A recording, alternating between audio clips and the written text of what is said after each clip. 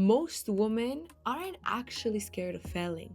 They're scared of what could happen if they actually win. Because success doesn't only give you more, it actually takes things away from you too. Let me explain. I have watched so many women sabotage their own success, and I've done it to myself as well, multiple times. And it's not because we're lazy or we don't want to do that.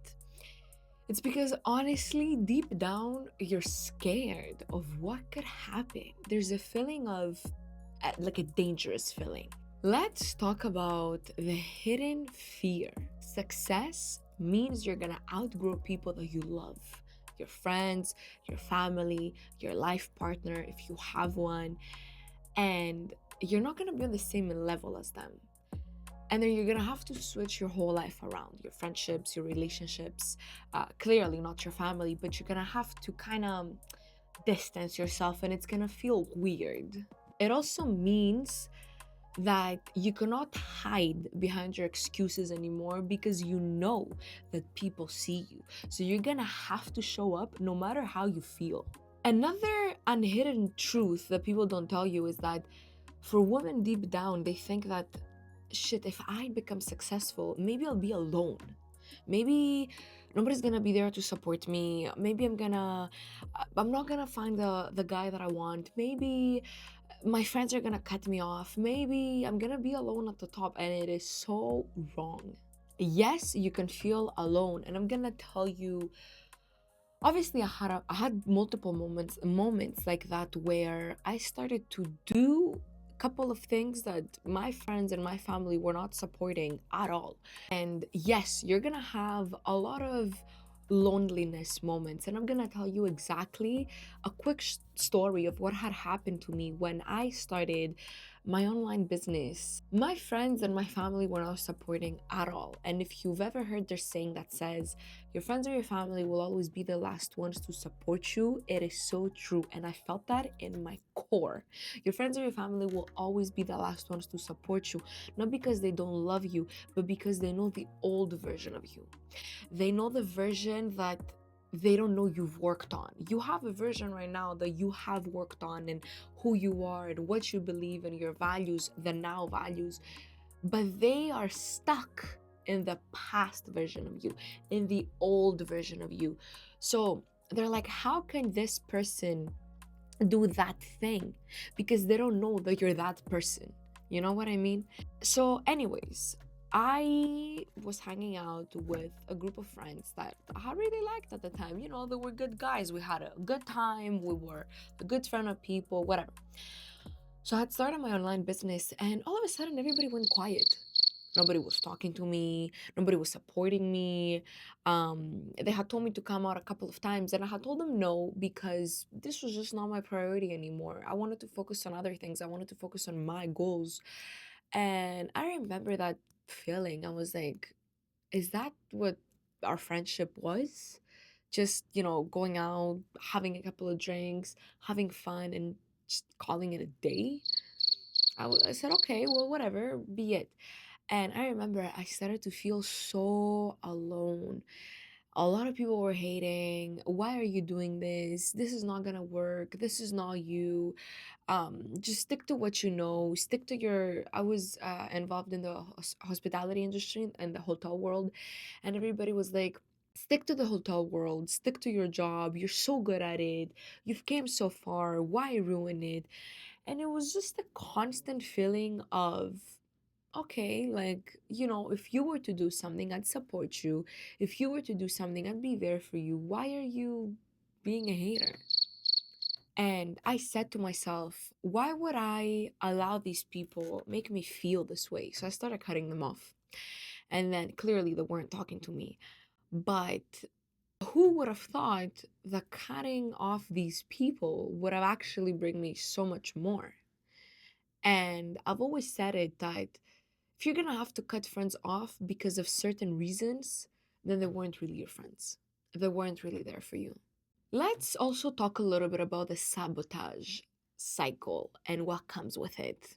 For a lot of women, instead of facing that fear, they sit back. They're gonna start become a little lazy because they don't want to face that fear. They're gonna self-doubt and they're gonna quit too early. They're gonna quit as soon as things are starting to get bored. But successful people, they master boredom. Also, your subconscious mind is used to your comfort. So your own mind is gonna try to sabotage you by saying, if I don't fully succeed, at least I'm not fully gonna fail. But you gotta understand that your worst case scenario is somebody else's reality.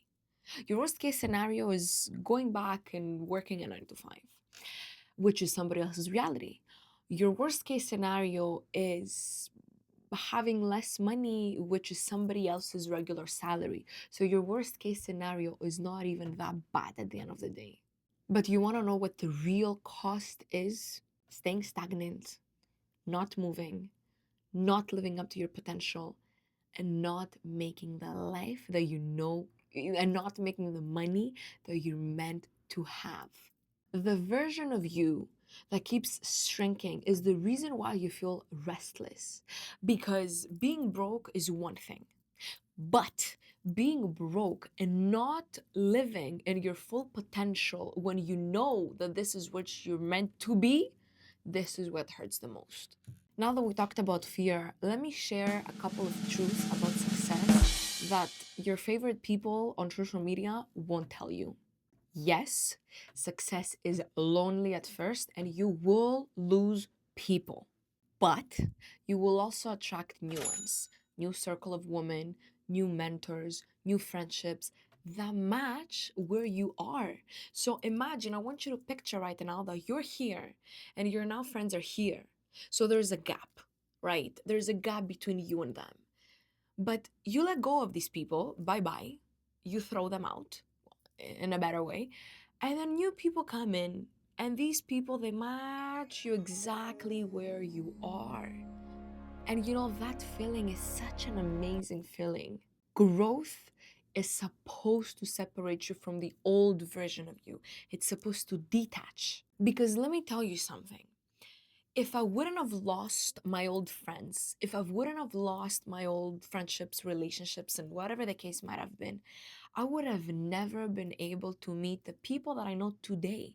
I would have never been able to host events in different cities with all these women. I would have never been able to have the friendships that I have today with the woman, with the businesswoman that I associate myself with.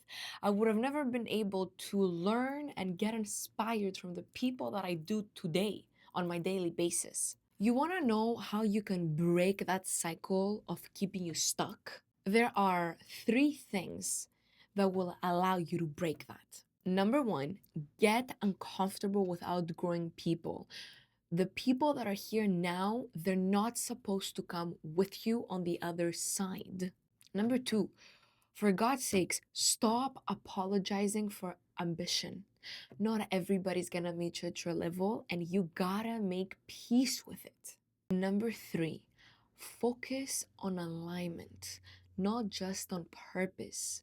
Build the life that matches your soul, not your groups of friends. Most women sabotage their own success not because they're scared of failing, because they're scared of being seen. They're scared of outgrowing. And that's the real test you're gonna have to go through. Because if your dreams and your goals fit inside your group of friends, they're too small.